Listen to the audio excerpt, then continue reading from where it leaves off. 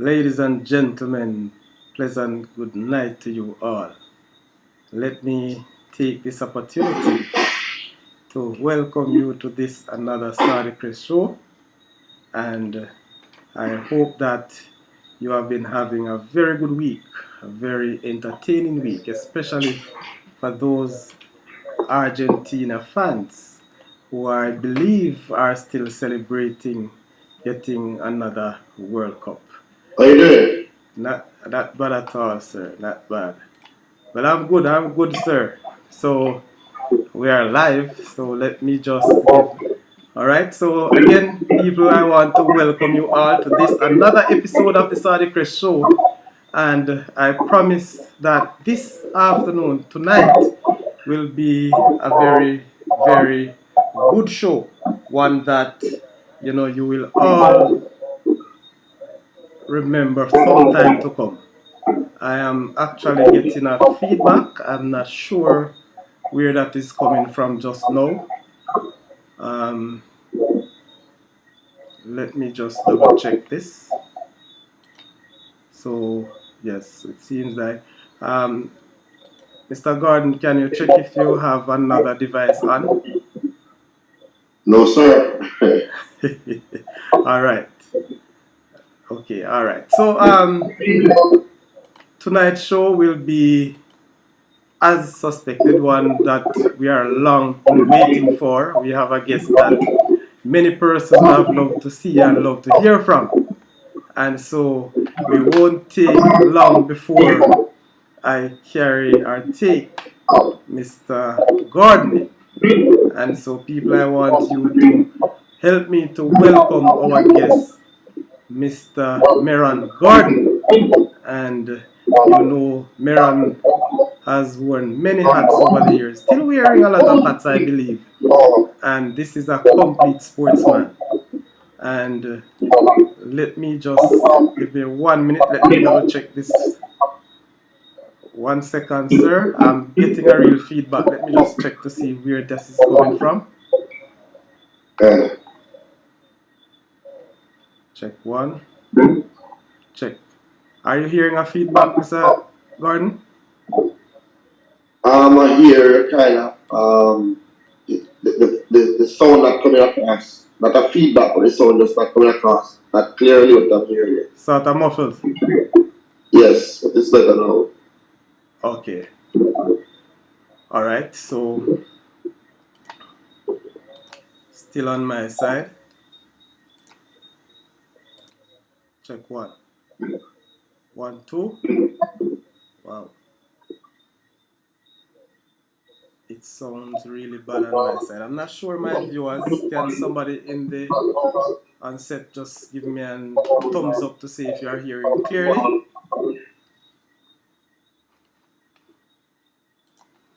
All right. Let me close some things here. Wow. Not good at all.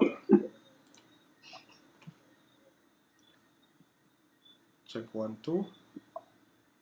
Check 1. All right. Sounds a little better to me. From this side though. You hearing me clearly from your side? Yes, sir. Okay, nice.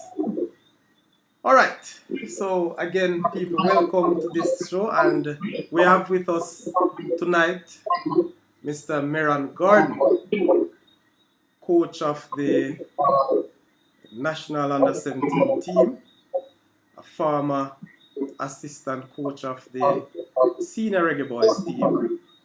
Oh, yeah. I didn't know you fired me. Well, guess what, sir? You see, and this is the reason why most times I take the liberty of asking you to introduce yourself. So guess what? I don't want to get in any other trouble because I don't have such powers. So I'm going to ask you to introduce yourselves to our viewers. Who is Merron Gordon? Yes, Merron Gordon, family man, a teacher, a coach, a friend to many, a coach educator. I teach and coach at Garden High School. I'm the head of the physical education department at Garden High School. I'm the head coach, or should I say, technical director for the football pro at Derby, national under 17 head coach, and the senior, and one of the senior assistant coaches. So that's Merron in a nutshell. Okay, thank you very much. And let me apologize, sir, to you and to all my viewers as well for giving you, I don't want to say a boot, but maybe the psychological boot as it relates to your assistant portfolio. And yes, Mr. Merron Gordon, I want to take you through, and I'm sure that you are willing to give us at least half an hour tonight. So let me just ask my viewers, if you are wasting time, if you take a long time to come onto this show, you'll have to get us on replay. Because this man that you have seen on set is not an easy person to get. He's very busy, and I'm sure after this show, he will have some other engagement as it relates to football in this particular country. So, Mr. Gordon, teacher, a matter of fact, let me go back. A footballer, right? And I'm sure that I know that you played some cricket too. I'm a cricketer, not a footballer. All right. The coach is like gift from God. Oh my God. So people, can you believe this? This man, Mr. Gordon, is not a footballer by nature. I don't think he has played schoolboy football. Never played a match in my life.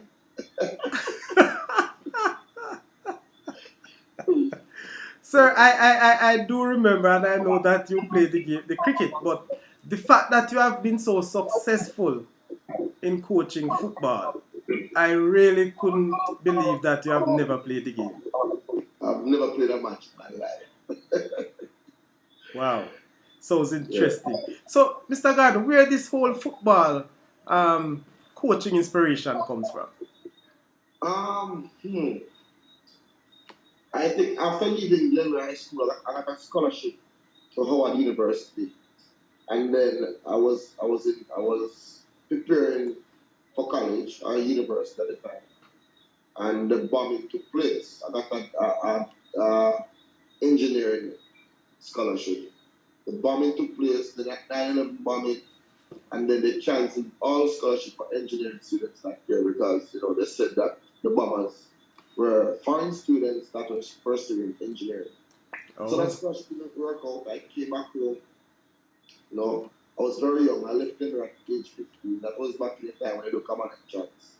So I took it young. I passed young. I graduated from Glenroy at age 15. Went to Caribbean Maritime School for a year. I just didn't like it there because I was young. Back then, only older people go to Caribbean Maritime School. It was a great life now with a lot of young people. Because I didn't like it there. So, my dad, who is a past student at GC First, asked me if I want to go to a sport college. Because he knew that I love the cricket. So I went there. And GC First has molded me in many ways.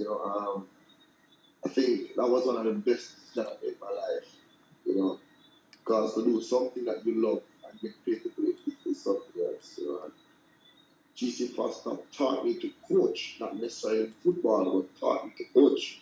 I did a course there called Principle of Coaching that can be applied to any sporting discipline. And when I got the job at Lennon High School, I like track and field because I majored track and field, and minor volleyball. I didn't major cricket because I already know how to play cricket and I wanted to explore something else.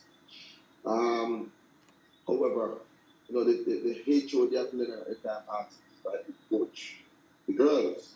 Being a young teacher, you're taught in college, when you get a new job, never to say no. Always 3 years. That's true. Yes. So I said, yes, I can do it with a lot of confidence. What? In my community, I'm from Milford. Born and growing in Milford, but I live in Milford. So in my community, I used to, go around the football team, help out with the physical part of it, because I didn't know to coach the tactical part of it, because I was just not a football person at the time. So I know to get people fit. So I used to help with the fitness. So when I went to let her know, they asked for the coaching. I said yes. And I used to go at night, research, copy and do small drills, and the rest is history. We came third that year. Next year, we were out in the quarterfinals, and then after that, we won 5 years straight for female football, and that kind of propelled me. You know, I always said that the best thing in football that happened to me was for me to coach girls first, because coaching girls first, it taught me don't leave any stone unturned. You have to do every facet of the game. You can't leave nothing unturned. And to deal with emotions and deal with everything, kind of mold into the type of person I am today. Mr. Gordon, there's a food for thought here in Jamaica. Maybe international, but many of us, including myself, would have thought that the better coaches would have been those who played the game. Has there anyone ever brought that information to you, have even criticized Yeah, you, man. the fact that you have never played? Yeah, man. I always use Coach Stephen Facts for the best example ever. Whenever I go there, people are shut up. Coach Stephen Facts is, to me, is the best track and field coach in the world. To me, Yes. especially on the female side. And I don't think he could really run fast. Maybe not at this time, but have you known the history? I'm sure that's the. Yeah, but he can't run fast now. So most of his demonstration comes through clippings, comes through the other people demonstrate. So that I'm just trying to say, right now he can't run fast. Right now, Coach Steve Francis cannot go to drive through. Right now he can't go. You understand? So I always use that as You a know, great that is a very, very good example. I'm telling you, because example. anyone who wants to dispute Steven's ability Yeah. don't have a clue about Yeah. coaching. That's so And good. when you see Coach Steve Francis athletes coming out of the drive thing, with all of them do the same way. That is something consistent about his doing. I really love this example, man, and I hope that Stephen Francis. I'm sorry that he's not watching right now because he would have to call you over to his coaching staff for some strange reason. All right, so I'm telling you because many of us, that's probably one of my view. Maybe before you start coaching, you probably would have had that conversation as well. Not really, because I said GC Faster is somewhere that really show you that hey, coaching and preparing a team is similar, only with different techniques in different technical areas for different sports.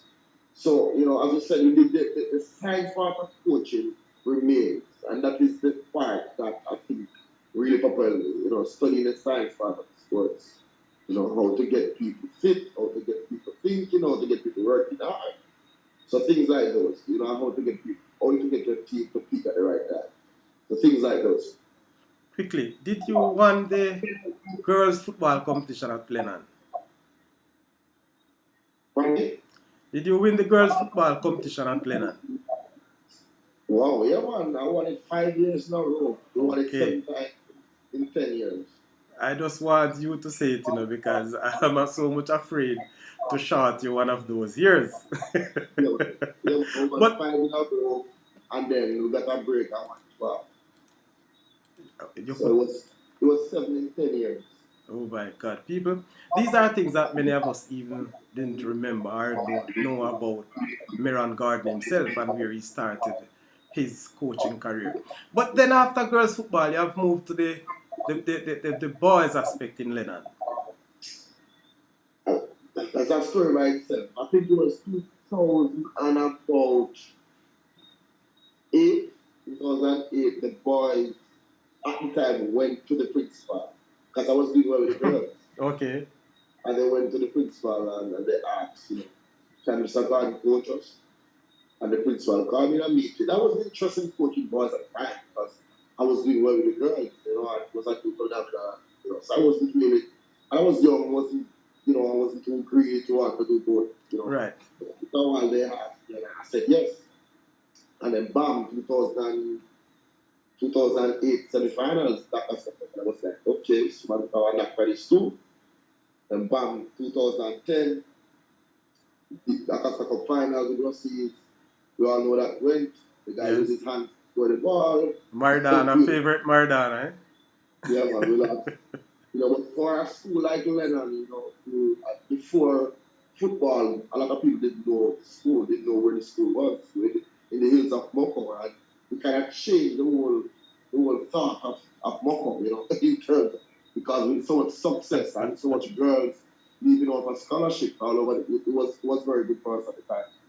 And then 2016, we won the Ben Francis, which was very big for us at the time, because a non-traditional high school like Leonard, at the time we had just over 1,000 kids, and it's not a rich school, we don't have a rich background in terms of strong past student association and all that. So the school basically did that before, and then I moved over to Cardiff after that. Did you really move yourself or you got, was it a recruit from Garvey? All right, so for some reason, after 2016, I kind of feel like I want a new challenge, and I didn't have it in me to just get up and leave because every day up to now I can just tell my friends, tell my family that I miss Leonard, because Leonard really molded me into the coach that I am today. True. And but yes, a lot of schools approached me. But I didn't just want to move for football reasons. So, a school saw something else in me and said, hey, can you come and lead our P department? I think that's the reason why I gave Gareth the edge. Because I've been acting this, acting that at Lennon, acting theater teacher at Lennon, so I've done a lot of supervision and a lot, senior teacher work at Lennon, but it wasn't anything that was permanent.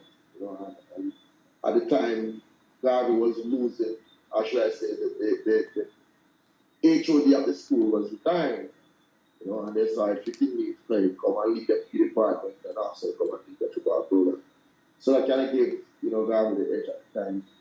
But financially though, other schools offer way more. But sometimes when you want to self-actualize, it's not just for money or coaching.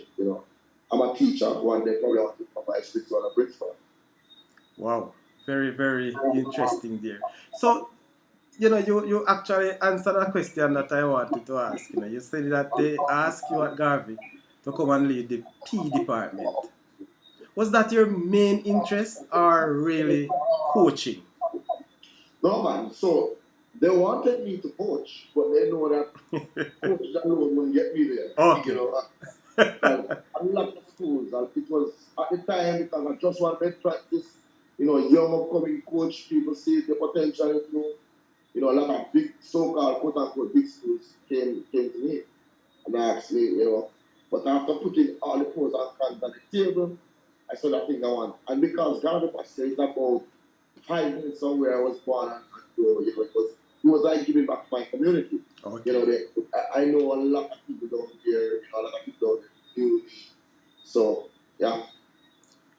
If another school should call you, Mr. Merron, right now, Yeah. offering you a senior post, paying you much more than what you have been earning now at Garvey Massey, would you go? Right at this moment, as I'm talking to you, I'll say no, but never saying, that I have a big, strong no about a 95% no right now. Okay. I always said that I don't want to move from school to school. I made one leap already, and I want to help Garvey as much as possible. But I want to go to something even bigger than a school. I'm thinking about coaching because what is high school football after a while for a coach? Winning titles, doing well. People can actually get rich out of coaching, and that's what I'm working on to get a good coaching job one day somewhere in the world. I'm not trying to just jump from school to high school because at the end of the day, I can't go to the Chinaman and say that I am from that school, I'm from that school. When I go to the supermarket, I need cash, they cash to care. So I'm building my resume as much as possible. I'm with the under 17 team now. I'm a head coach, as I said, under 17, Coach Master and I were working together. As I always tell people, Coach Master is not my assistant coach. Coach Pierre is not my assistant coach. The three of us working together, hopefully can bring us to World Cup and this can change this boy's life and probably change our life. That thought that you made about Coach Vassler and Coach Pitt, it's good that you look at it that way, but we all know that in the scheme of things and how persons have been what would I say described, or how these positions have been held. Those are so you have two assistant coach, regardless of how you want to call them, and they say all right. I'm coming to the under 17, but let's get back into Garvey Massey. So you are what now? 4, 5 years at Garvey Massey? When in 2018, yes. Okay. Now you have won the Doncaster Cup last year, and Yeah, 2019 we went to the Ben Francis final. We lost to BB Cook in penalties. yes, 2018 we won under 14 and under 16 together. So 2018 under 14 under 16, 2019 we went to Ben Francis final. You know what happened in 2020? 2021 we won the Doncaster Cup. And also we won under 16 2021. Mr. Gordon, it seems like your program has been very successful. You have won and you have showed the transition from youth football to Doncaster Cup or to the senior football. So you have won the Doncaster Cup last year, and this year, somewhat, I think many of your fans at Garvey Massey and more so Clarendon, were a bit disappointed that you never really get close to defending the Doncaster Cup competition. What went wrong last year? One of the main factors that I think went wrong, right? So 2016, I had an assistant coach by the name of Sherland Leonard. He was a backbone to me at the time. We won the big practice together. But Coach Dane Chambers and I, we used to work. Then he went to Thompson Town, then he come back as a coach. Okay. We went down to Garvey together, Coach Chambers and I.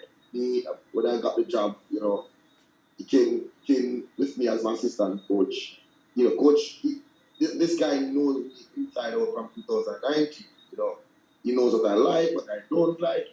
I want to play. I want the boys to operate. I love Stain Chambers. He migrated after the finals. Oh. And I think that was one of the big blows because I got very, very busy with the senior male team. So I left a lot of time in pre-season. Remember, I went to Austria. Yes. We trained here in Jamaica for about 12, 13 days before we got to Austria. Went to Austria for another probably 10 days. And that was right in the middle of pre-season, just before the end of August. During the competition, I also went away twice with the senior team. I had a very young backroom staff. Young but talented, and these are young men that I know, will do very, very well in the near future because our assistant coach actually brought the under 16 team this past under 16 to semifinals. We were beaten by the now champion Steps in the semifinals. So the type of team we have. So he's young, and I think that was what really, went wrong this year in terms of the experience because to have a coach come in just out of GC Foster to come and help the defender and that Doncaster Cup title and you're not there, things can go a little bit. But nevertheless, he did a fantastic job. Just coming out of college, as I said, to help defend the title, and we just went goal short in the wrong time of the season. All 3 games we played in that quarterfinal round, we should have easily won them. And you can find out from everybody who played. But it was just that. But Merron, trust me, I've never heard a coach accepted liability, or should I say responsibility, for maybe we could call underperformance or poor performance. This is very good of you, sir. I really respect that. And I'm sure that the entire world, Jamaica and Clarendon by extension, would now feel a little bit more comfort that the coach is not hiding behind any shadow. But I respect this. You have given us reason, quality reasons, why you believe you messed up or the team did not project. So people, I really want you to understand. I am fully aware and I'm happy that he made this declaration. Just a minute, sir. Let me just take the opportunity I did not do first, just to welcome all our first time viewers for tonight. And if this is their first time, please, I'm asking you to subscribe, like, and share the Saudichress channel. For the very faithful, those who are continue to stay with us, and I embark on you to like and share the channel as well. I also want to take the time out to big up our sponsors. Firstly, PIBA, the Past Edwin Ballers Association, Taste of the Island Restaurant, Toad and Nose Heating and Cooling System, Solid Rock Block Factory, Deja Vu Retro Party. That Deja Vu Retro Party boss having a dance in Summerfield tonight. So after the show, people, you can go out and enjoy yourself at the Deja Vu Retro Party. Dallas Fine Cut Barbering, Satisfaction Entertainment and Electronics, Gregory Messam, Conway Basil Gale, VIP Services. I want to say thank you for what you have been doing and continue to assist to make the Saudichress show continue. Again, so people, I've seen quite a number of persons in the chat as well. I want you and I implore you to like and share this channel. Mr. God, give me time out to take a few from the chat. Maybe quite a few people want to say a few words to you. And so far we have Mr. Lee. Big up Coach Merron. I guess you know that name. No man, Mr. Lee is the backbone behind my success at Derby, especially with the senior title. Mr. Lee, called me last year pre-season.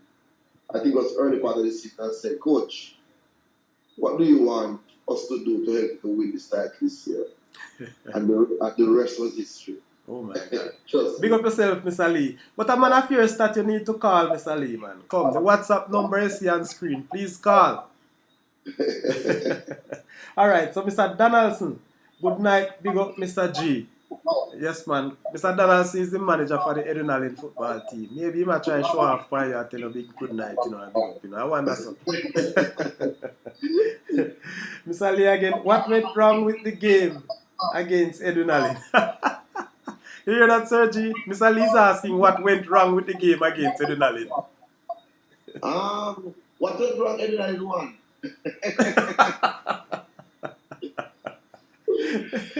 Mr. Lee, I implore you to call, man. As I was saying, though, I can answer that question. I think after the boys, because I wasn't at the last game, that really hurt. The last game against Manchester High, we needed to win that game 2-0 to move to the semi-final. Oh. And Manchester High, we draw the game 1-1. We got a penalty probably the 20-something minutes of the game. I heard I wasn't there. I didn't watch it. I couldn't bear to watch it again, so I leave it alone.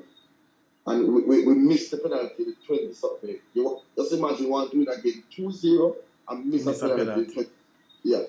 But after the boys, fell out of the Costa Cup, it was it was next to impossible to motivate them to play.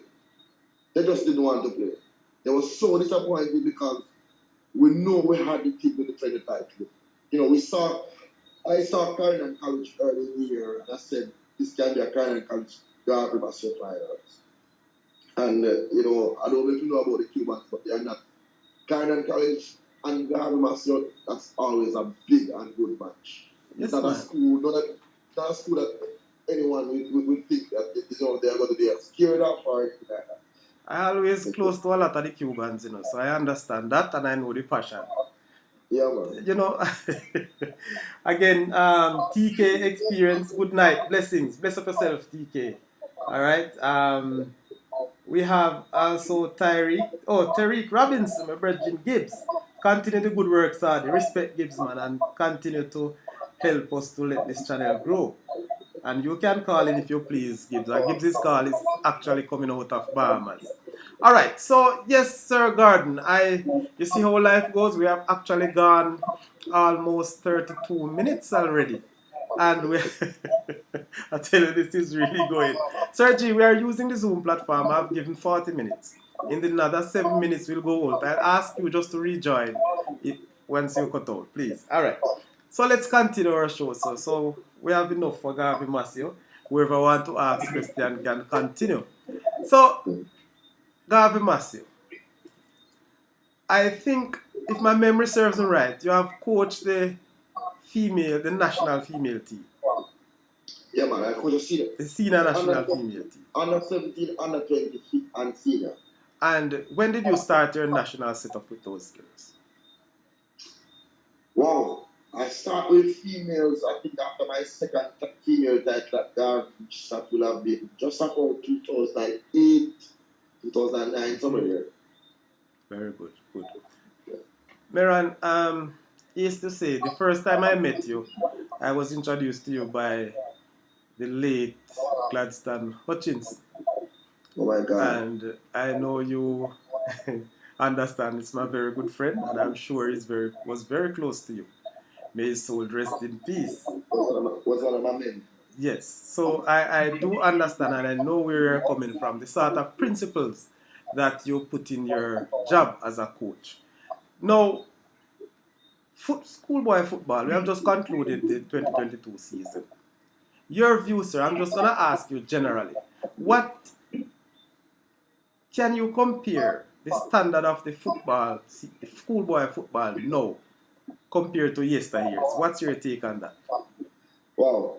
You know, surprisingly, we went to a Premier League game with the other 74. So something evening out, as we were in the hard since week. Yes. So we decided we're going to have a good evening out, so we went to watch the double at Stadium News. And one of the person that was also integral in my development, Christopher Dawes, you know, back in the days at Sporting Central. Yes. You know, he came down from abroad and he was at the game with us. We were talking and we were discussing that same question. You see, back then, I think we had more talent, but now I think we have better coaches. Okay. So I think now the game is a little bit more organized, but back then it was a little bit more with skill and flair and just fitness. But now the game is much more organized. But I think, I'm being honest, I think back then we had more talent. You know, but nowadays I think the boys are getting better. Because of coach education, the boys are being better coached. So it's more of a holistic game we're having now. Yes. Back then you used to hear about a 1 or 2 man on a team. Right? For example, let me use Clarendon College this year as an example. Yes. You don't really have I wouldn't say, I don't see Clarendon College as a player that I would say that's the star of the team. They have a good team playing and a good system and well coached. That's what I see. You know? But teams probably back 10, 15, 20 years ago, people start identify people. Back in time, days, they talk about the Ray Graham. We should talk about fanatics at level. Yeah, true. You know, so back then I think the football was not as organized as now, but the talent I think was much better. That's my humble opinion. You know, probably people might differ, but that's how we saw it. And both of us came to the same conclusion today. I really believe that, and I think the coaching education has come to light. Based on where we are going now, we look at the different license, the different certification in coaching, and I strongly believe that has played a role. You know, many persons have believed that the standard of schoolboy football, more so the standard of football in Jamaica, and even as it relates to the Premier League, has fallen somehow. But you know, based on that, if that is really so, Coach Merron, and the coaches have now developed, we have better coaches or better coaching, so to speak, now. The standard, to me, is still a bit lower. And that part, I'm going to put it half an hour. Okay. I'm going to put not even half an hour. I'm going to give about 60 and 70% to the players and Yes. 30% to the coaches. I think the mentality of our boys, or our young men in this country, for professional football, I don't think they understand professional football. So, Merron Gordon is going to Derby Master right now. Training, eating 3 meals a day, focus. Everybody is rallying around Merron Gordon. Bam! Merron Gordon enters the professional world of football. Don't have a manager that will ensure that they are ensure this, ensure that. So now you're on your own. The transition, I think, is not as smooth, and I think from a management point of view, where I think we are lacking as coaches. Not the coaching part, but to manage these boys and to help them make that transition. If you realize, let me go back to track and field again, because I have to relate to track and field, because track and field is our most successful sport in this country. Yes. Look at the transition and look at the management of the athletes. Yes, not all of them go through, but the ones that are under very good tutelage and management, most times go through. Our boys are lacking that support, lacking that mentorship, and lacking that professionalism. They get away with so much things at high school. Probably give some amount of trouble, and they might say, no man, make you get a chance and play. When you're in the professional world, if you're not producing, you're going to get fired. You're going to get fired. So that transition, I think the mindset is one of the biggest problem our boys have. And some of them think that, you're going to be rich overnight with professional football. You'll get a big contract. It is less than 1% of amateurs that really make it to top professional players to get money. Less than 1%. Okay, very good. That's true. And thank you very much for that response. It really opened my own views now of how I actually looking at standard. And yes, we have been thinking, we have this debate over time, and I'm sure that this has come to so sir, remember now, with less than a minute, I'm just gonna ask you to rejoin as quickly as possible so we could get it out. We are basically will get through the rest of it now. We understand how we are going. So people will rejoin with Mr. Gordon very soon, and you continue. As soon as he get back, son, we'll go through the rest of the chat. I've seen quite a number of persons participating. So thank you, Mr. Gordon, for that first session, and you'll be back very, very shortly. So let me ask though, people, please remember, share the like, hit the like button. Quite a number of persons I've seen in the chat here are also, but based on the viewers, I've not been seeing the number of likes. I do understand that you are enjoying yourself. You don't want to take your face out of the camera or off the screen, but it's very important that you hit this like button. So again, Mr. Merron will join us very, very soon, and he will get back quickly as possible. We are going through now, and I'm gonna ask you again, viewers, to subscribe if you have not yet done so.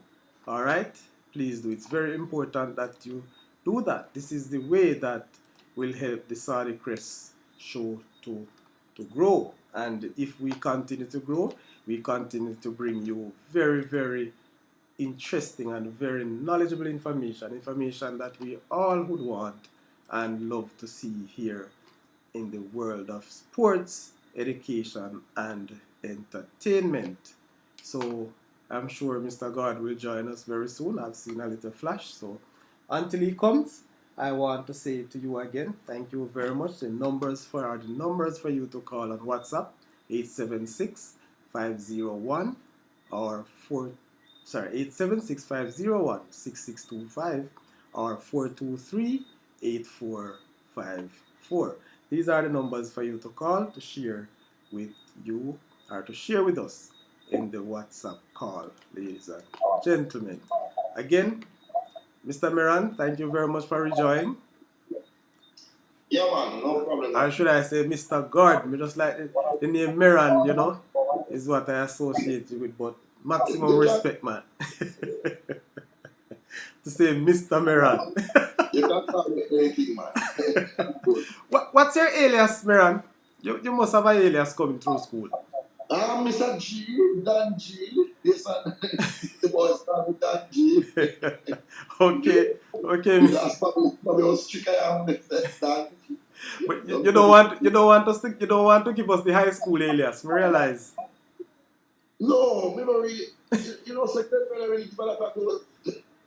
For real? No. But when I went to college, though, my group name was Acid. I see. So what? How that come about, man? I don't even know. It's so small. When I went, I don't even know. You know, one day to give us names, and we just get. I got amino acid, so everybody just call me acid. Okay, I understand. After the first two, then we go college with call me acid. All right, you're gonna get a phone call. Good night, caller. You're live on air. This is the Saudichress show. Saudichress, I did it live. Oh man. That's what I did on the show, and like it, and I subscribe and everything like that. So keep doing what you're doing, and it's pretty good. I'm listening. Okay, respect, Al. Respect, man. All right, thank you. So that was our first caller, Miss Al, coming out of maybe he's in New York or Jamaica, not too sure right now. However, we have a few persons in the chat.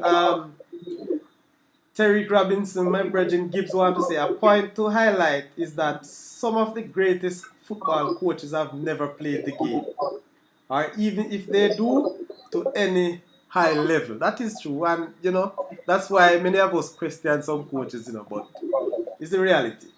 Dallas Harris, the PBA chairman, blessing Sadi, bless up yourself, Dallas. Maximum respect.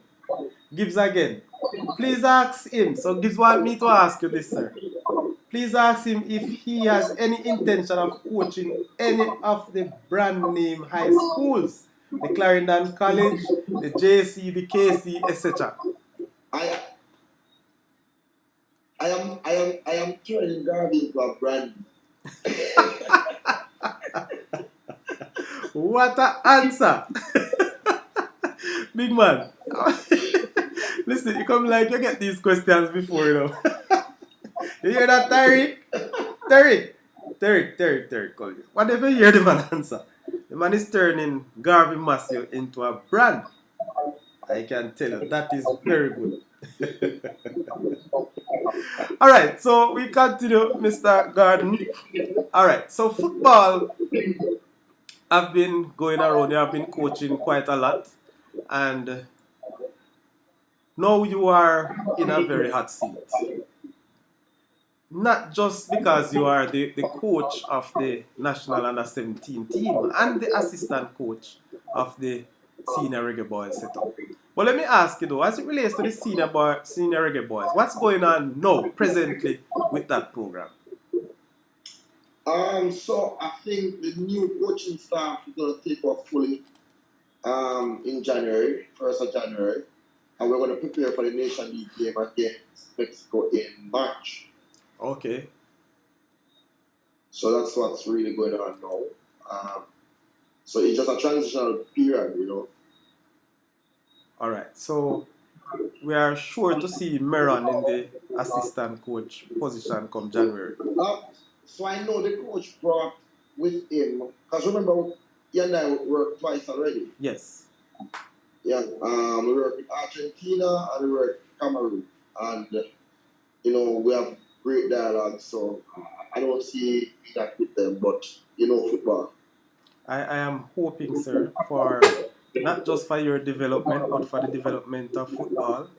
When I look at the nations that are doing well, most of these winning teams, especially at the international level, have been coached by nationals. And I think it is very important. But we also have to look at the culture of our own football. What is our own philosophy? What do we want to bring Jamaica or the Reggae Boys to? And so I am yet, sir, as a young coach. I'm a coach myself, and a fan of the Reggae Boys. I am yet to really see that sort of philosophy coming across, especially all teams. You know, we see the Reggae Boys senior team play one way, the under 20s play a different way, the under 17 play a different way. What's your take on that? Will we see something like that coming in the near future? Yeah, I think so. Based on what the head coach wants, based on his philosophy, we have similar philosophy. You know, him always refer to say that, you know, underdogs team must play a particular way in order to get first world results. Right. Okay. You Good. know, so he's more. If you realize how Iceland played, they kind of played third play on the counter.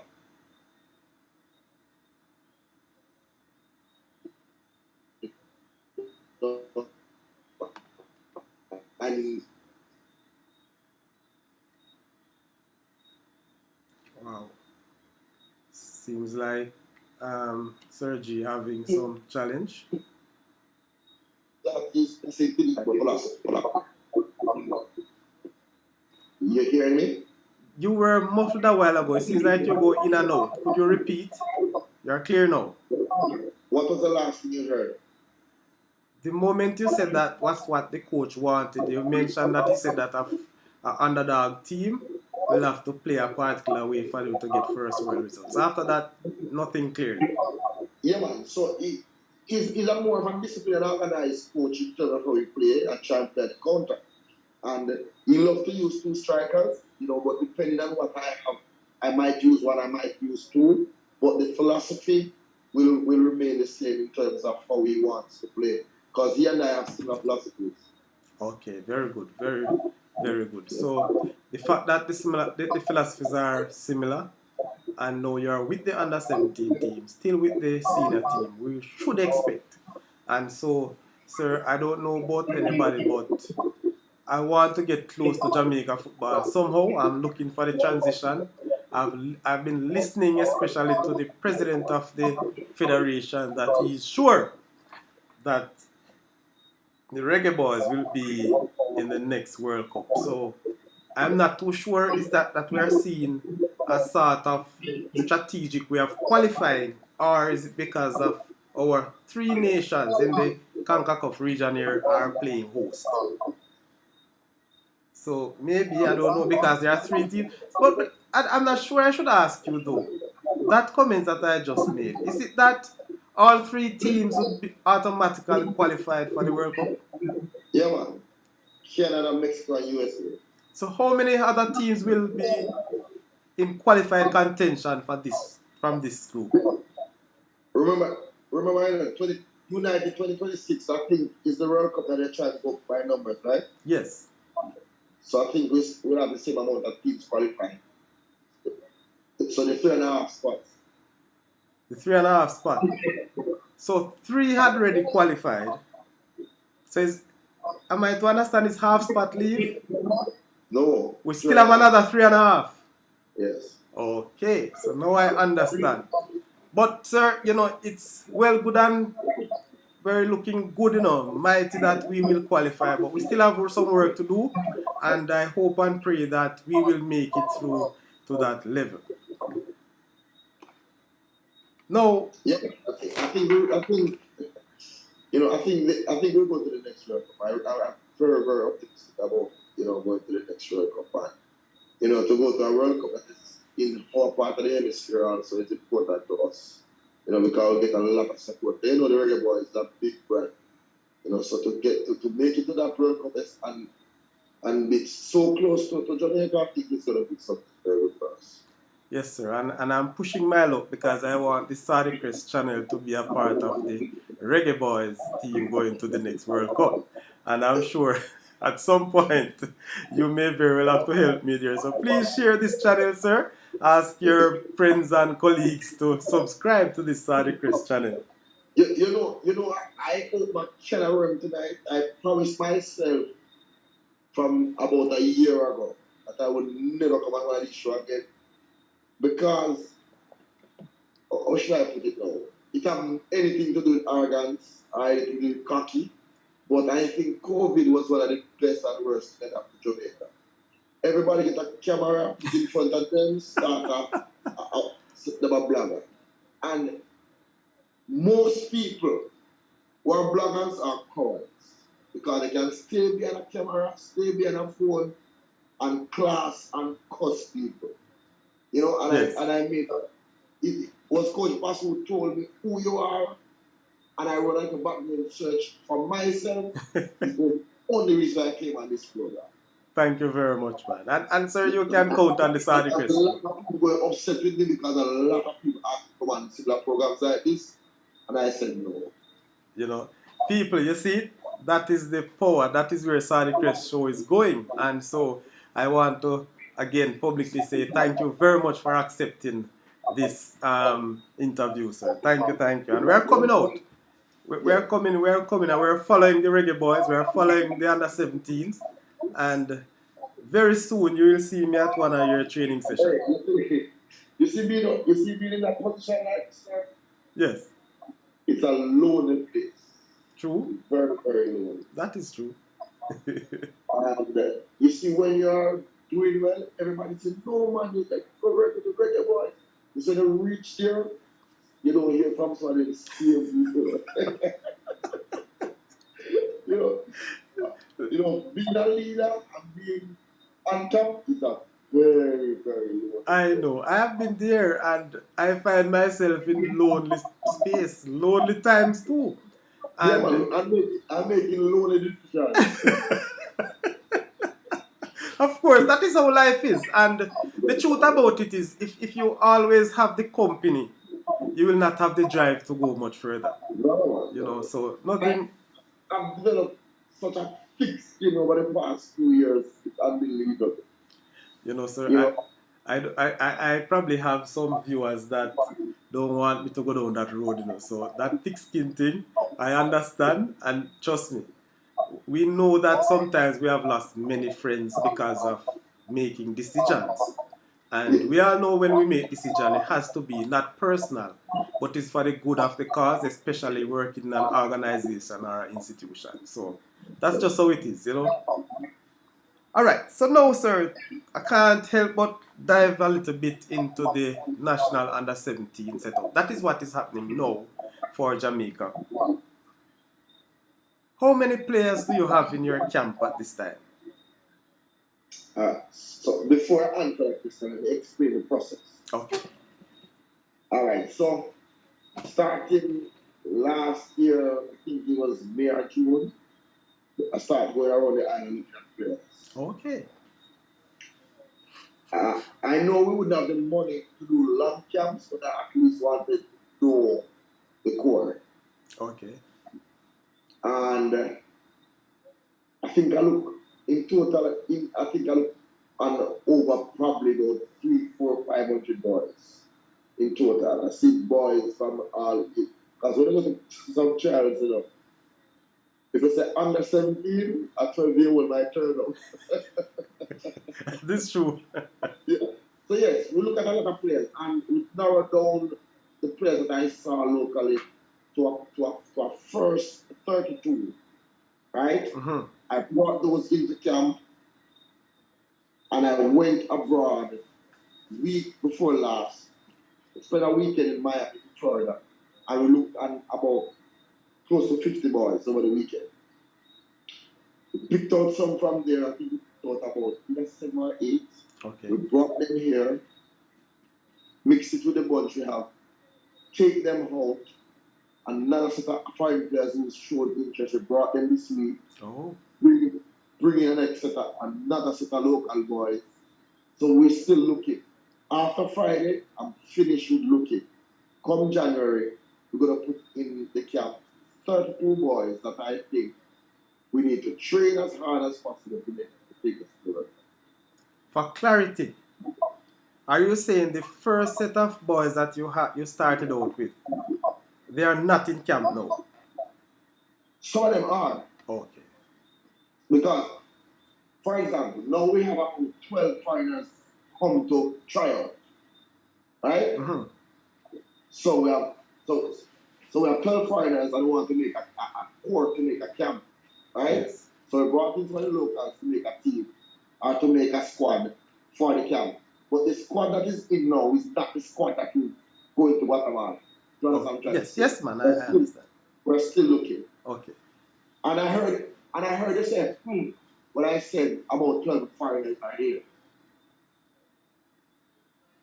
It's better for us to find them now and more than trying to find them later. Because when people don't understand the culture from now and come to fight with them, then it's a big difference. That is why I sigh. That is why you heard me say, because the question that I would love to ask, hopefully, let me ask the question. Should we believe that these foreigners that we are seeing now, are hearing of in your trials now, through the under 17, would we continue to track them moving up to the senior Reggae Boys team? All right, so that one of the assistant coach for the new staff, Coach John Wong, that is one of his role in the program. Okay. Because I was explaining to him that the success of the Reggae Girls come through the girls who leave from here, went to college, and they track them, get them together, and that's the success of the Reggae Girls. I think over the past 15 years, we have lost some of our better players to the college system, and then they were nowhere to be found after. Truth. So that is something that I think we're going to really work on to change. To track players right through from the enter under 15 right through senior. Now, as you know, if you do the survey, only 30% in most of the developed world countries, players who play U17 end up playing for the senior. So it is not a given, but we should track and try and keep them focused and try and help them to make the transition. Because, I asked a question on the bet that I'm not sure if this still on, maybe you can highlight or explain.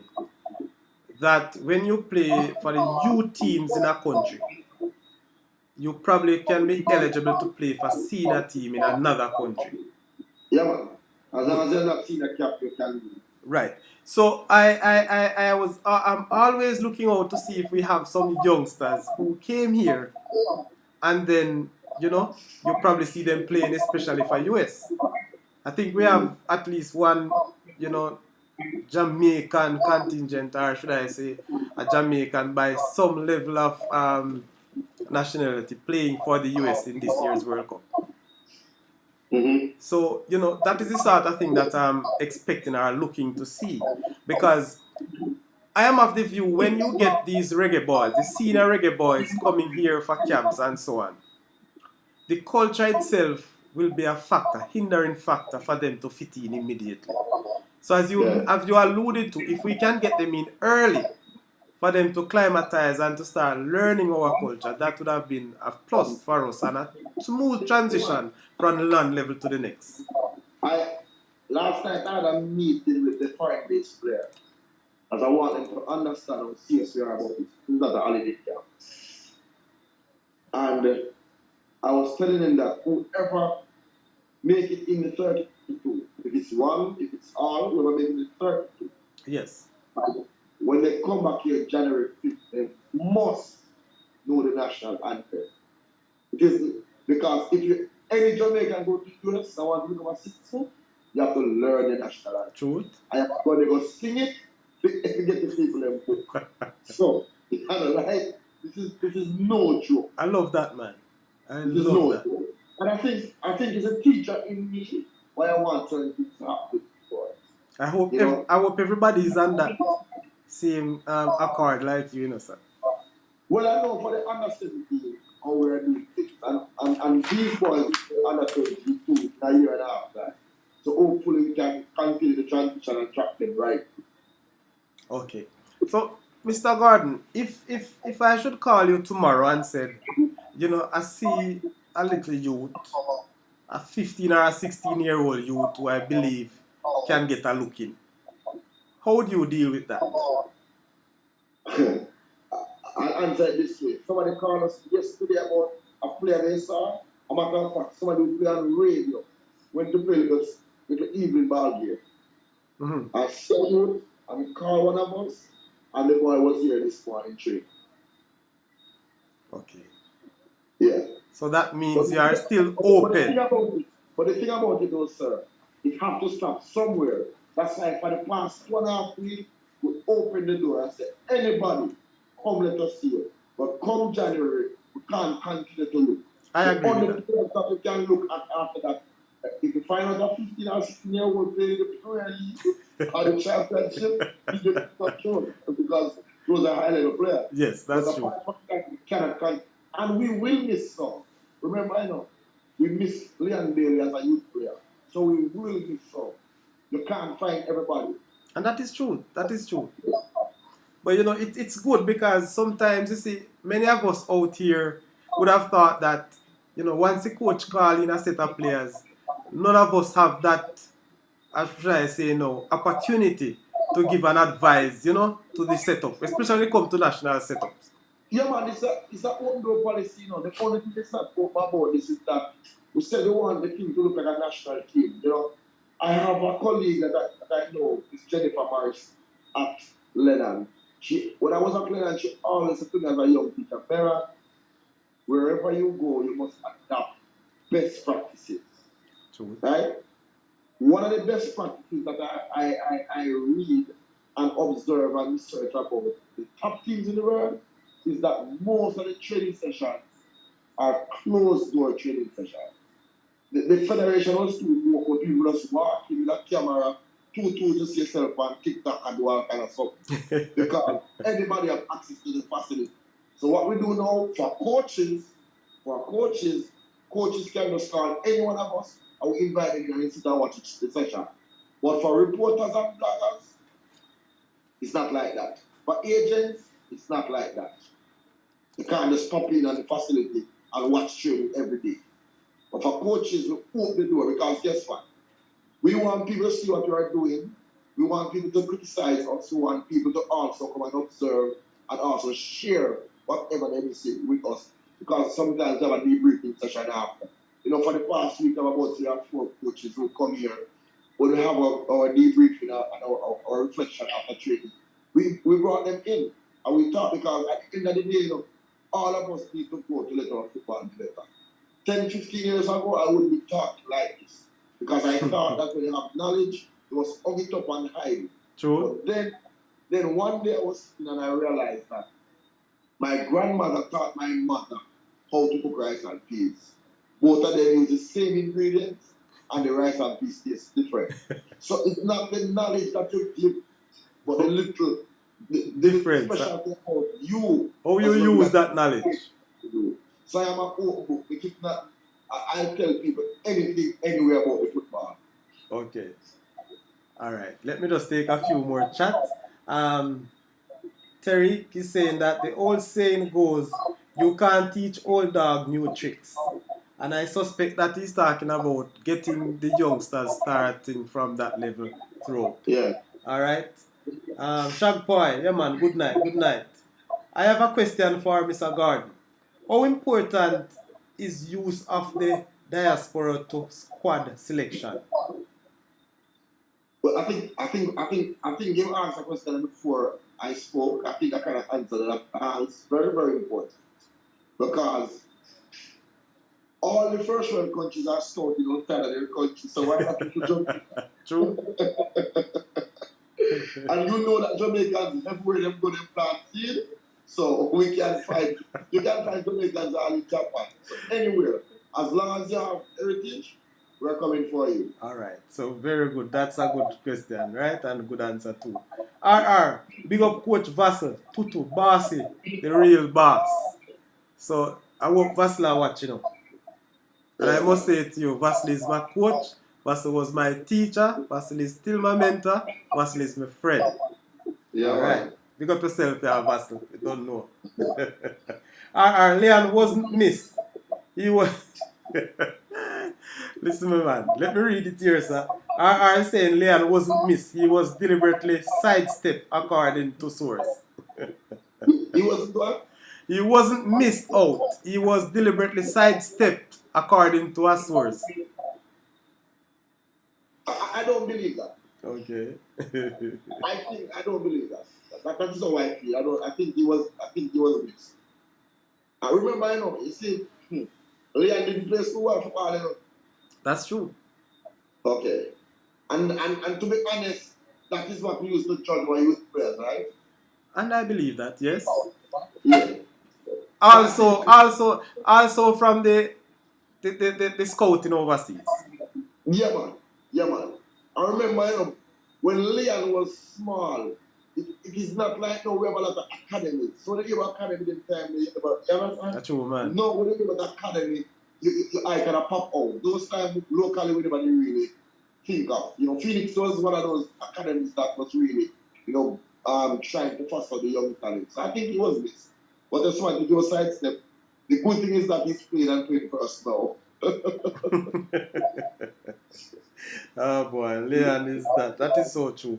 So, Jason Guna, sessions should have a part of the session open for media to observe but close the door when working on technical things. No, man. No, oh, sorry, I didn't put that part in. Thank you for saying that. So Okay. what we plan to do in January, we're going to have open days for media. Like all the first world teams. What they do, have an open day, you come in for 15, 20 minutes, you film in and then you go. And then you go. So we are going to have that.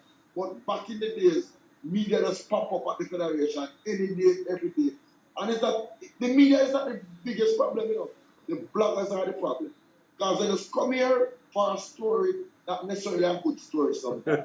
They come here with a phone, they don't know. You see, let me tell you how Jamaicans are. They do things that we don't even think. When we were in the World Cup qualifiers with the Sri Lanka, right? Yes. A blogger came to watch the session, right? Mm-hmm. And because the blogger so eager to put out information, because the day before training, you kind of know the starting level. Yes, that's true. Yes, man.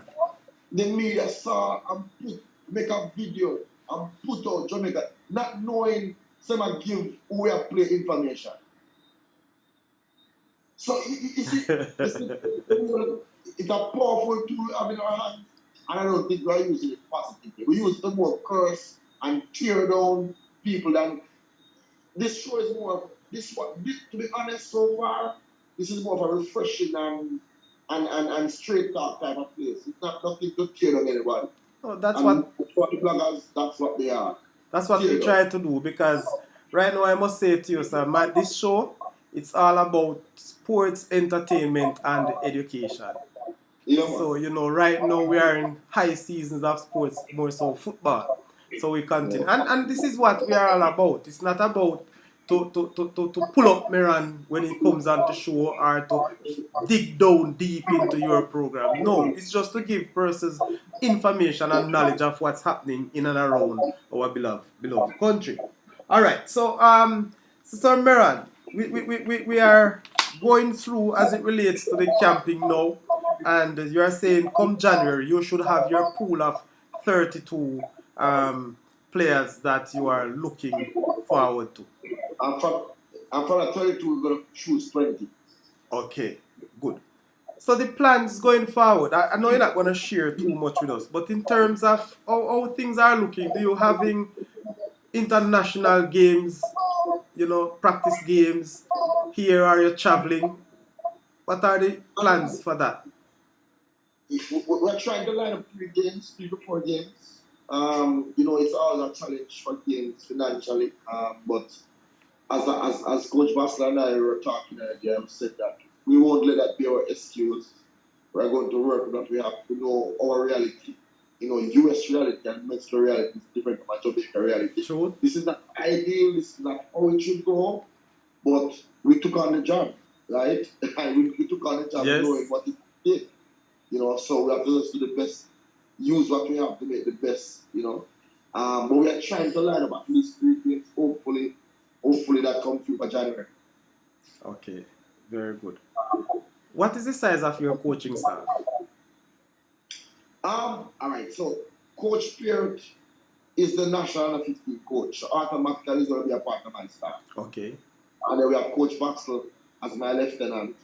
And then we have Andrew Sewell, my goalkeeper coach. Okay. And then we have Lamar Morgan, who Oh, is our strength and conditioning coach. all right. Okay. Very good. So we are expecting good things from the national setting setup. I mean, those names that you have called, I mean, including of yourself, sounds very, very impressive. All of those persons, to me, excluding Lamar, I've known them personally. I've seen. We have a track. They have a track record, and especially for all of you, we have seen that you have won championship in the teams are the competition to which you play. So you know how to win. Are we going to the under 17 World Cup to win, to participate, or to develop these youth? The World Cup already qualified. You see, Mr. God. I go to stages, you know, sir. I'm a realist. I go All to right, stages. all right. So, Let so, so they said that the top 4 teams will we go to the qualify. World Cup, Right. qualify. I want to play the final. Good. Because, listen, sir, I look want here. to be the top 2. I'm That is not. mine. I won't sit here and play any hypocrite with you, you know, boss. I believe if you are spending the little money that the country have doing this thing, we must be looking for some high level results. Yeah, Good. man. So I believe qualify at least. We should be able to qualify for the World Cup. Yes, sir. Good. So I'm saying, I asked the question if you are going to win, going for development, or just to participate. You said you want to reach the finals, right? And you're talking about the qualifiers, yes. Yes. Yeah, man. What information or knowledge do you have on the teams that you will play? All right. So right now, my scout is working on. So we are in a group with Costa Rica, Cuba, and Guadeloupe, right? Yes, right. The thing about U17 though, information is hard, True. right? But Canada played US the other day, so we're trying to get that footage from an analyst to put it up. So that part of it, is for really about the end of January because the competition starts the 11th of February. So I'll start looking into that about the ending. Now it's just the strength and conditioning and how we're going to attack people, how we're going to defend people. And then we start planning for different teams. Okay. That's good. That's good. Sir Gordon, we have a few minutes, and I know your time has been a lot. I told you before that as long as you come on this show, that little time that we mentioned will be very difficult for us to maintain. However, let me just take a few more chats before I go on to 2 more questions, and I will let you go. We have RR. We need an all island parish to parish recruiting. That's what RR is saying. I don't think know. I don't know which parish RR is from. Well, let me tell you. I sent out letters to all parishes, right? yes. And let me not go down that road. That is very political, and I don't want to get myself picture. But we try our best. And RR, if you have a plan between now and Friday, you want me to look at, just call one of us or call you to get pass and pass number 2 or pass at 9 and we will look at the plan between now and Friday. Okay.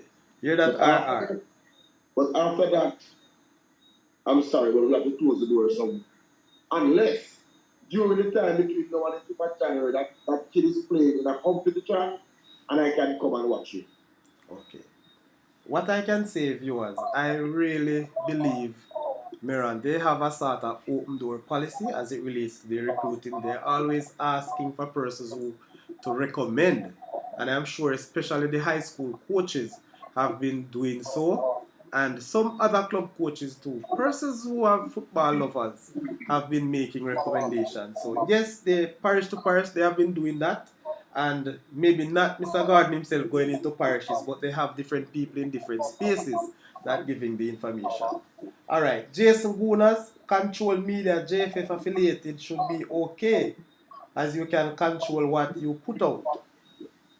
that is just to get the fans closer to the preparation. So JC is saying that JFF must have a controlled media that they can use to come in and do your thing. Yeah, man, the reason why the JFF media hasn't come in as yet, is because we are looking.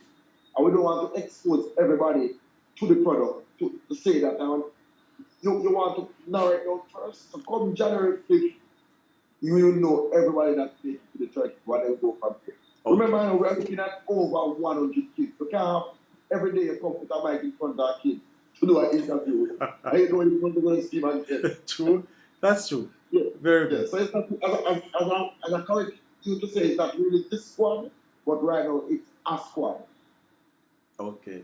All right. Yeah. So that's well done. Your boss, Mr. Lee. Mr. Gordon, any plan to coach any local team?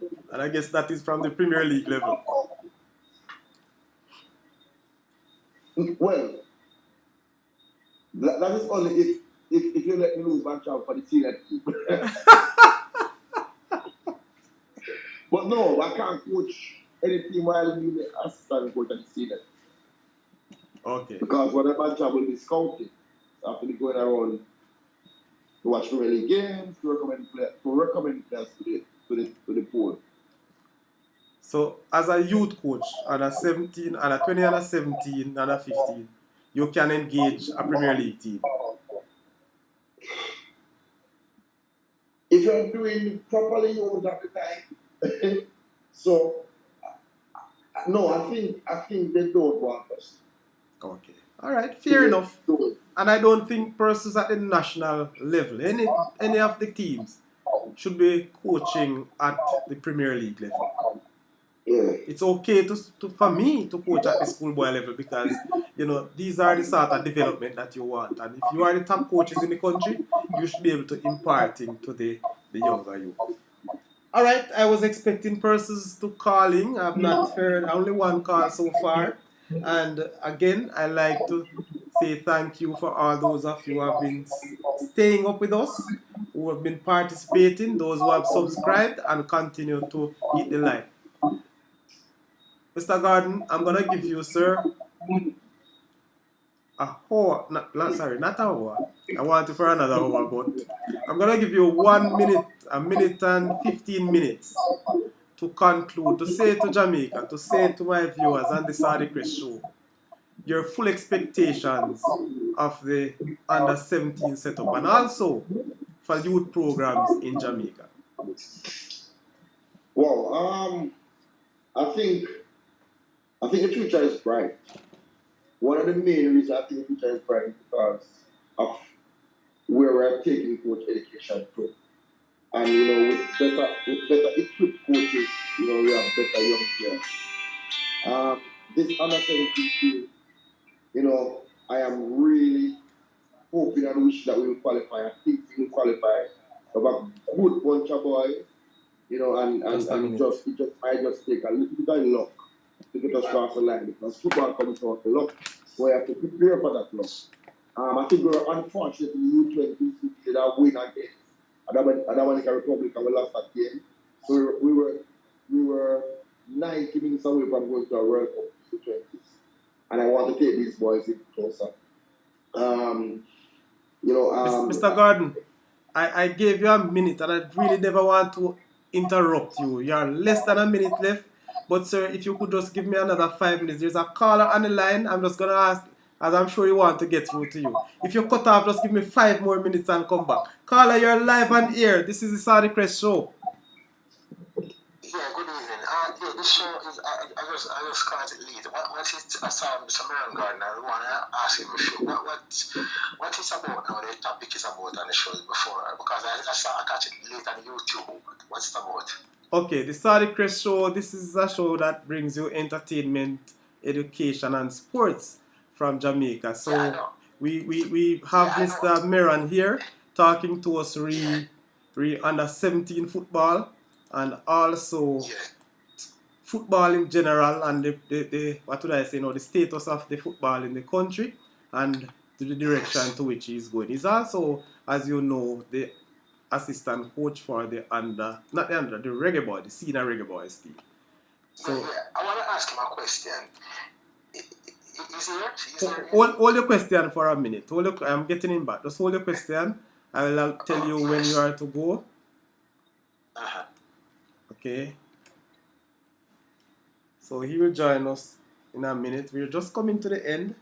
Sir, have you subscribed to this channel yet?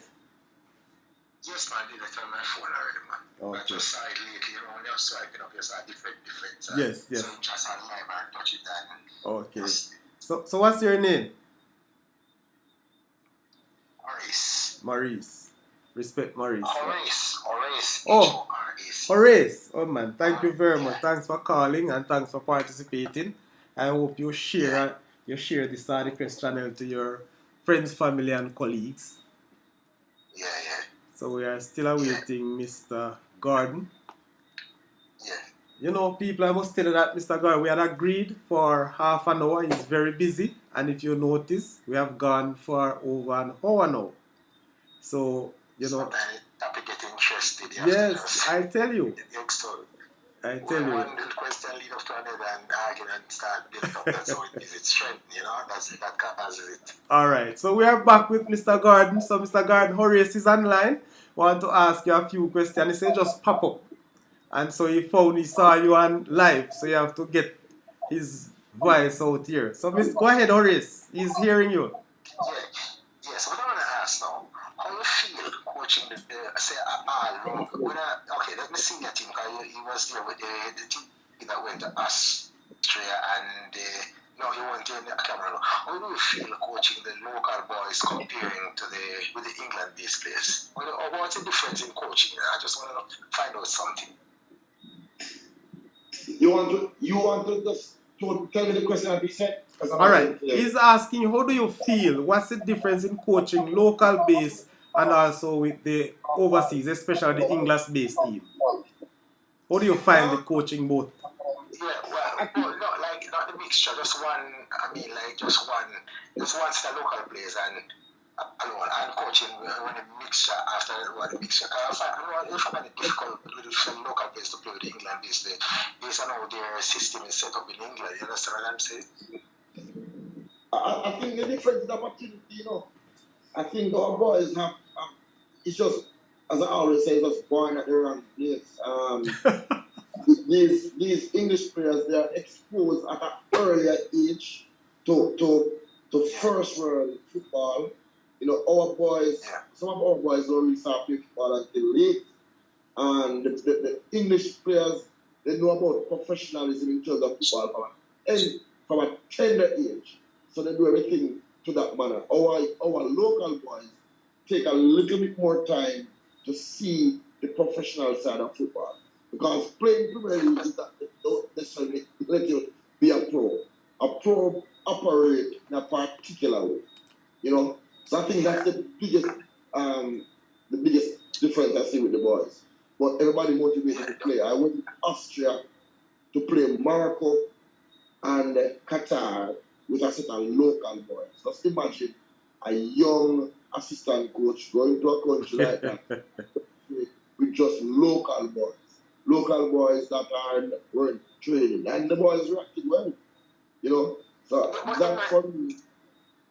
Go ahead, Horace. Yeah. In my opinion, the more the local players get to play lots of practice here, in my opinion, it will develop the Premier League in Jamaica will get better. Let me give you an example. Okay, so for instance, Cham, you're going to JC, right? You're going to school, and you may say you run champs. Every school has a sports day track and field championship. Every school in Jamaica, even basic school, I think. You see those guys that run champs, yes. They're running for the school day sports day track and field championship, they're running for their houses. You know that the other runners who don't run champs, they're no match to them, because when I look at it, you see the players that play for Jamaica, the national team, when they play in the Premier League in Jamaica, they're above their teammates, and they show more professionalism when they play for Jamaica, in my opinion. I can't correct me if I'm wrong, because I also come back and they walk past me like the Wayne Palmer and the Soul and the Hector. When I watch Premier League, those guys, you see a difference in them from the other players, their teammates and their opponents. Am I wrong or am I right? So, did you hear the question or the comment, sir? Me? Yes. I heard this is something about chance. I don't know if you misunderstood what I was saying about chance. The chance that I was talking about is the how early they got the chance to be a professional. That's the chance I'm talking about. Yes. So he was saying though, Mr. Gordon, the guys who get that opportunity first, or at an earlier age, they would have been far advanced than those who never. Yes. And so they would have probably got, a better opportunity to go further or to even make the team. They got a better start. Okay. That team by Parla that created that last 3-0. If they should travel 2 or 3 days time, say to Uruguay or say Paraguay or wherever, they would have put up a much better showing because I remember back in 93, 94, the Alman and Acosta, that should be continuing. I remember the youth team from Napoli and one from Flamingo. And though they had the 4-team tournament international season,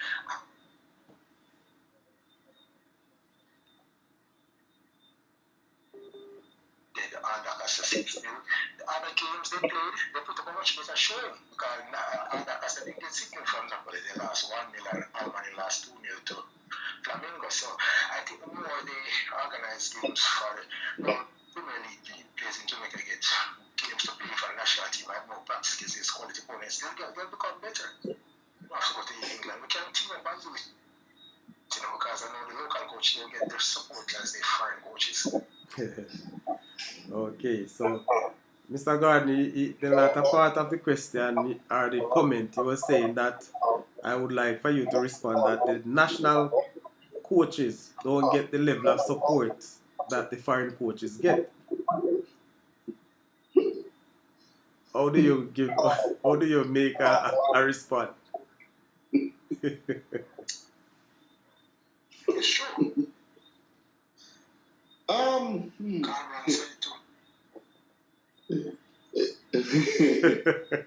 That's statement that was answered.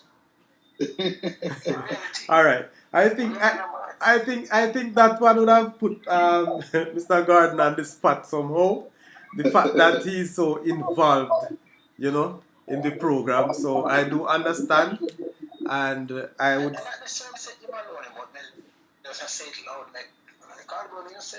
Yes, I do understand. I'm just saying, giving my opinion. You understand what I'm saying? Which I see it. Okay. All right, Horace, thank you very much. Mr. Gordon is on his final few minutes. I just call him back to respond to your questions. So. Yeah, we don't have what the other countries are, so just use whatever and build on it. That's all I say. Just team up together. All right, thank you. Come together and just build. Yeah, man, you sound passionate about your country and football. Yeah, what you give and speak at you. I came to Canada. I'm in Canada over 20 years. Yes, I'm a Jamaican. I came here almost 30 years old. I've come to Jamaica town and tried just because my life is powerful that year. So whatever in England is the big for Jamaica. It's hard for local players to measure them. It's tough, in my opinion. My country wants to see other people get a chance. Because yes, we you. It's when you say Shaggy and Ken would do the remake of the song train. We have to move the money train. You know me feeling me the song I play a big and at the end of the movie I finish. You know me feel so say at Jamaica. I saw me like seeing footballers the local footballers get a chance and fly the flag and make some money just this year. Yes, all right. Thank you though, Horace. I have to run. Time is going and I want Mr. Gordon to finish his piece. So again, thank you very much for calling and thank you very much for participating on the Saudichress show. Thanks very much. Much respect. Yes, sir, Gordon. So I'll ask you now just to continue to say your final few because I know you have your expectations. I know that you would love for corporate Jamaica and so the football fans to rally around this under 17 team. That is where I was heading. The other day we were doing the budget and we realized it takes so much to keep the boys here, and we need corporate Jamaica on board. We need somebody to really help us to go across the hump. I remember that last team qualified for that the support that was behind the team was tremendous, and that was one of the reasons I thought we went to the World Cup. But we are very optimistic about these boys. I think this is a very good group of boys. that can be the next generation of world-class players in Jamaica. Thank you very much. And so, Sir Gordon, I will say to you again, I'm not just a regular blogger, but I wish you well. I wish your coaching staff and the boys very well. I am really pleased to know that the way you are going about recruiting and doing your camping is very important. And so a lot of players now getting an opportunity to showcase themselves. You know, you have seen more players, I believe, than in previous years. We have never got the opportunity to get into the ins and outs of the camp, so to speak. So I'm very thankful and I'm happy for you accepting this invitation. And all the best. Sir, if you don't mind, I don't have a day to tell you, but I really want to pop up one day at the training session. Yeah, man, anytime. Just when you're coming, just give us a call. And I'm not promising you, but sometime in January again, after the 32, I might give you another interview. Most definitely, and I'm looking forward to that. I know most fans, most of the viewers on the Saudichress show will be looking out because quite a number of persons have missed this show tonight. For one of our sponsors, the Deja Vu Bars, is having a big bashment dance down in Summerfield. So many of our locals are visiting that dance. So they will watch a replay, and most definitely, sir. Again, I want to say thanks to you and all the best to you and your staff.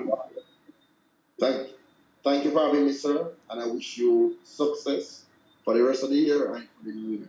Sir, you have a lot to do with it. Just like, share, and subscribe to this channel. Thank you very much and have a very good night, Sir Gordon. Yeah, man. Thanks. Much respect. So, people, that's where we leave you with Coach Merron.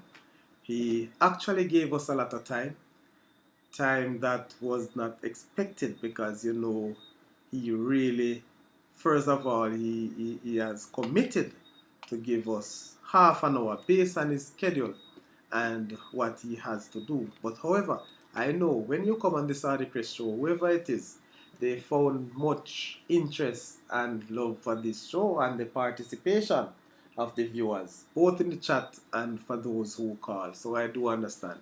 People, remember, we are on a mission. The Saudichress show want to continue to carry these guests, these persons who can enlighten us in the mission on football, in the mission of sports, and also education, along with entertainment. But without you, without your input, we will not be able, because you know what happened? There are a lot of persons who would love to get on the show, you know, but they watch your show, they look on to see how many viewers you have, they look at how many subscribers, how many persons following you. So it's very important that we grow in that light. And because of that, you have the handle, you will help us grow, and we continue to ask of you. Again, I want to thank the PIBA team, the Past Adrenaline Ballers Association, for their continued support. Toad and Nose Heating and Cooling System, Dallas Fine Cut Barbering, Deja Vu Retro Party, Taste of the Island Restaurant, Solid Rock Black Factory coming out of Maypen. And we also look at Satisfaction Entertainment and Electronics, Conway Basil Gale, Gregory Mesa, VIP Services, and all those who want to be part of this real good entertainment, sports, knowledge, and education show. You are free to come on board. All right? Again, I want to say thank you very much. I want to, again, thank you for staying up with us. I want to say you are the faithful and you continue to be so for all my first time viewers. Thank you very much for being here. Whether you are here, and if you are on Facebook, you can follow me on Facebook and Instagram as well, so you won't miss a beat from our shows. Again, as I said to Mr. Gordon, I want to visit the training session, and as soon as I get the opportunity, I will do so before the end of the camp. More so very soon. If I could do so, probably tomorrow or Friday, because we'll have an extra on Friday, and hopefully we'll have another interesting and important guest that you people will really enjoy. So let's take a few from the chat, you know, that we have missed. Jay Saguna, any plans being made to play any other countries in friendlies before the competition. All right, he has mentioned that he's trying to get at least two practice games. So let us see, and as soon as I get the information out from the coaching staff, I will relay such to you via this medium. All right, Terry, your man, respect gives man. All the best, Coach Merron, of course, respect you. R. and Hannah, maximum respect host, blessed man. Trust me, guidance. I hope that you continue to follow us, all right? And you like your show. Thank you very much for liking the show. I'm trying my very best to put out very good content that you will enjoy and be educated. Much respect, Sadi. Thank you very much, Mr. Lee. And I want to say how very blessed I am to, in the company of you people. Ladies and gentlemen, you put this show on. You are the one that drive me to continue this show on a Monday, Wednesdays, and Fridays. I want to say to you though, come January, we will split this show in two, or probably in a three section. On a Monday and Friday, we will be talking sports. On Wednesdays, we'll be talking education. So come next year, January, 1st onwards, on a Wednesday, we will be tuning into education, where we will carry persons in education here in Jamaica and also overseas to share their story and to say how much their work have been impact or have an impact on education wherever they are, whether local or abroad. So if you know anyone in that space, if you like me to carry anybody that you believe would have bring information, knowledge to you, I will do so. The contact is here. We're not short of that. And so I bet you, come January, will be another section of this show. So I remember, Monday and Friday will be geared towards sports and entertainment, while on Wednesday, we will do an education program. Again, people, this is where we leave you for tonight. Thank you very much. Thank you very much for staying again and continue to support the Saudichress show. Remember to like, share, and if you have not yet done so, subscribe. All right, people. See you Friday night, 8:30. Here, same place. This is the Saudichress show.